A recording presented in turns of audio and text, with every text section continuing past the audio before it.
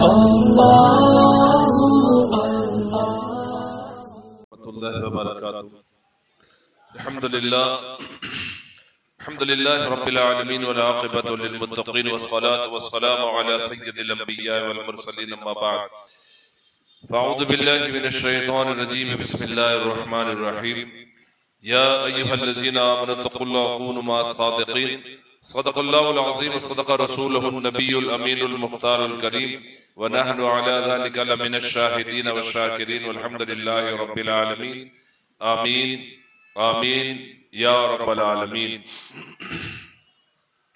اے اشرف زمانہ زمانے مدد نما درہائے وستراز کلید کرم کشا سرورہ شاہ کریمہ دستگیرہ اشرفہ حرمت روح پیمبر یک نظر کن سوہما بغداد بلا افتاد کشتی ضعیفان شکستارہ تو پشتی بحق خواجہ عثمان ہارونی مدد کن یا معین الدین چشتی غوث اعظم بابنے بے سرو ساما مدد قبلہ دی مدد کعبہ و ایما مدد مولا علی مشکل کشائی کیجیو ہوں اسیر رنج و غم مجھ کو رہائی دیجیو یا رسول اللہ انظر حالنا یا حبیب اللہ اسما قالنا اننی فی بیر حم مغرق خذ یدی سہل لنا اشغالنا لی خمسۃ اطفی بہا حر الوباء الحاتمہ المصطفى والمرتضى وابناؤهما والفاطمہ وصلی اللہ تعالی علی خیر خلقہ سیدنا محمد وعلی آلہ واصحابہ اجمعین برحمتک یا ارحم الراحمین آمین آمین یا رب العالمین. خالق ارض و سما اپنے مقدس کلام میں ارشاد فرماتا ہے ایمان والو اللہ سے ڈرو اور سچوں کے ساتھ ہو جاؤ. اب آئیے دیکھتے ہیں سچے کون ہیں.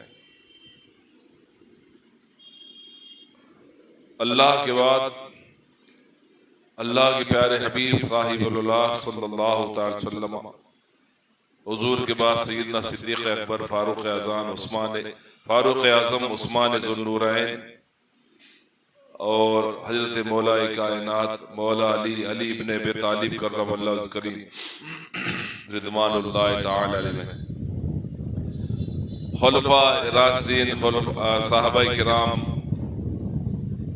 تابعین تبع تابعین، ائمہ مجتہدین، غوث کتب ابدال اوتاد نجبہ نقبہ مجاجین رجال الغیب ابرار اخیار،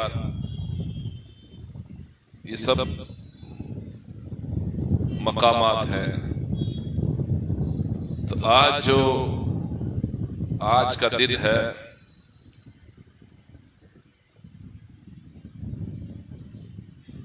حضرت امیر خسرو رضی اللہ تعالیٰ عنہ کی کا عرس ہے آج.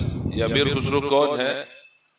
حضرت محبوب الہی خواجہ نظام الدین اولیاء کے چہیتے مرید اور خلیفہ ہے. تو آج ان کا دن ہے، ان کی وصال کی تاریخ ہے اور ان کا عرس. میرے بھائیو، اللہ رب العزت نے ارشاد فرمایا، جہاں کہیں بھی خطاب فرمایا رب نے تو ایمان والوں سے خطاب فرمایا ہے. جو ایمان والا ہوگا وہی اللہ سے ڈرے گا بھی اور اللہ والوں سے محبت بھی وہی کرے گا. جی تو میں بہت لمبی چوڑی بات تو نہیں کروں گا، لیکن اتنا ضرور کہوں گا کہ واقعی میں کبھی کبھی کہتا بھی ہوں کہ اس دور میں نہ تو نظام جیسا پیر ملے گا اور نہ خسرو جیسا مرید ملے گا. بڑے کلام لکھے ہیں آپ نے، بہت اچھے شاعر تھے آپ، بہت اچھے شاعر تھے. تو اور عشاء کی نماز کے بعد میں جب خواجہ صاحب تسبیح پڑھتے نا نماز کے بعد ذکر و اذکار میں، تو پھر خواجہ نظام الدین اولیاء کے پاس کسی کی مجال نہیں کہ آپ چلے جائے کوئی، لیکن خسرو بلا تکلف جاتے تھے. جی خسرو بلا تکلف جاتے تھے. تو اس طرح سے یہ پیر مرید کا رشتہ تھا. بڑی خواجہ صاحب بھی بڑی محبت سے بہت چاہتے تھے، اور جس کو چاہتا ہے وہی جاتا ہے نا. تو یہ جاتے تھے تو خواجہ صاحب پوچھتے تھے کہ کیا حال ہے دلی کے، تو یہ دلے کے حال سناتے، اور یہاں تک کہ دلے کے حال سناتے سناتے جو کلام لکھا ہوتا وہ بھی سنا دیتے۔ خواجہ صاحب کہتے بہت اچھا، بہت اچھا، بہت اچھا، لیکن سعدی جیسا نہیں، یعنی شیخ سعدی جیسا نہیں۔ یہ روز کا معاملہ تھا، ایک دن یہ پوچھ بیٹھے کہ حضور یہ میں اتنا اچھے سے اچھا کلام لکھ کے جاتا ہوں، لیکن آپ کہتے ہو سعدی سے اچھا نہیں، سعدی سے اچھا نہیں۔ ایک دن خواجہ صاحب اپنی چادر ان کے سر پہ ڈال دیتے ہیں، تو یہ کیا دیکھتے ہیں حضرت خسرو صاحب کہ حضور کا دربار لگا ہوا ہے، سرکار تخت پر بیٹھے ہوئے ہیں اور پورے لوگ نیچے بیٹھے ہیں، اور شیخ سعدی جو ہے حضور کو کلام سناتے ہیں، حضور خوش ہوتے ہیں۔ تو جب کپڑا آپ نے چادر ہٹائی تو یہ بہت مرزائے ہوئے تھے، تو پوچھے کیا ہوا؟ تو کہا کچھ نہیں، کہا نہیں پتا کیا ہوا۔ بہرحال بڑی تفصیلی باتیں ہیں، بڑا استفسار کے بعد میں پیر بھی تو مرید سے محبت کرتا ہے، مرید بیچارہ سمجھ نہیں پاتا، کیونکہ اور اس دور کا مرید تو خود ہی ڈیڑھ ہو گیا تو کیا سمجھے گا۔ بہرحال تو کہا کہ حضور میں نے دیکھا کہ حضور تخت پر بیٹھے ہیں، اللہ کے محبوب بیٹھے ہیں اور شیخ سعدی سناتے ہیں۔ شیخ سعدی کو اتنا تو کہا ان کی زبان میں یہ تاثیر کیسا ہے؟ تو مرشد نے فرمایا کہ حضرت خضر علیہ السلام سے وہ ملے اور حضرت خضر نے اپنا لعاب ان کے منہ میں ڈالا تو ان کے منہ میں یہ تاثیر آ گئی۔ تو کہا پھر میں تو کہا فلاں جگہ ملیں گے، تو ملاقات ہوئی تو کہا میرے منہ میں بھی ڈال دو، کہا نہیں جس کا حصہ کا تھا ڈال دیا، میں کسی کو نہیں ڈالتا۔ یہ پھر مایوس ہو گئے۔ تو جب مایوس ہو گئے تو مرشد کا کرم جوش پر آیا، تو مرشد نے کہا چلو خسرو خضر نے نہیں ڈالا نا، چلو منہ کھولو میں ڈال دیتا ہوں۔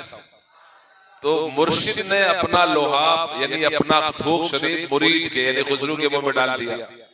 اب جب خسرو پڑھنے لگے تو ایک نوجوان بہت ہی حسین بڑے خوبصورت، وہ ایک اجنبی نوجوان محفل میں آتے اور خوب داد دیتے، خسرو پڑھتے مرشد کو سناتے، تنہائی ہوتی خسرو ہوتے، خواجہ نظام الدین اولی ہوتے اور کوئی نہیں ہوتا، لیکن ابھی ایک اجنبی آنے لگا، خوب حسین گورا چٹا چہرہ، خوب خوبصورت ہے، اور خوب داد دیتے اور محفل ختم ہوتی اور نکل جاتے۔ تو خسرو نے مرشد سے پوچھا کہ حضور ہماری محفل میں ایک اجنبی آتا ہے، خوب داد دیتا ہے اور محفل ختم۔ تو خواجہ صاحب بھی موڈ میں تھے، پیر دیکھو جب موڈ میں ہوتا تو کیا کیا مرید کے اوپر نوازش ہوتی ہے۔ تو کہا کہ کون آتا تم کو نہیں پہچان؟ کہا نہیں۔ کہا خسرو سب تو سعدی کا سنتے ہیں اور سعدی تیرا سننے آتے ہیں، یہ کون ہے؟ یہ جو گورے چٹے تھے یہ شیخ سعدی ہیں جو تیرا کلام سننے آتے ہیں۔ تو یہ مرشد کے تھوک کی برکت ہے کہ سب سعدی کو چاہے، شادی اس کو چاہے۔